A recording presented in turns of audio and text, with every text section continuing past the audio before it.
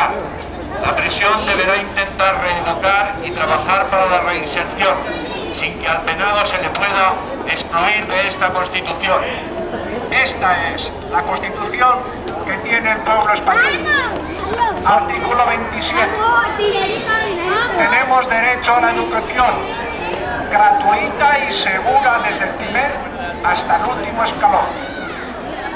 Esta debe implicar el desarrollo de la personalidad. Y tenemos derecho a decidir de qué forma queremos a nuestros hijos ir. Importante sin igual es también la autonomía de la universidad. Esta es la Constitución que tiene el pueblo español. Artículo 28. Podemos indicarnos y con la huelga nuestros intereses plantear, respetando los servicios esenciales para la comunidad. Esta es la Constitución que tiene el pueblo español. Artículo 29.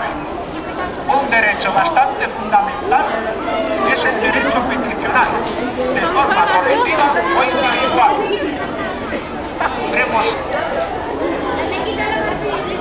A los poderes públicos podremos escribir y nuestras voces dejar oír.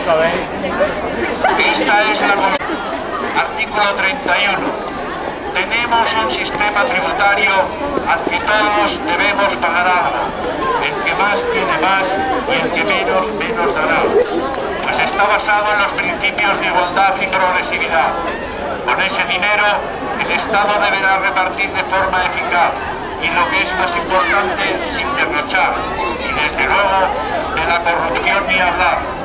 Esta es la Constitución que tiene el pueblo español. Artículo 33. Si bien existe el derecho a la propiedad, también no es menos verdad la importancia de lo social que la Constitución da. No se podrá privar de la propiedad sino por ley y tras pagar.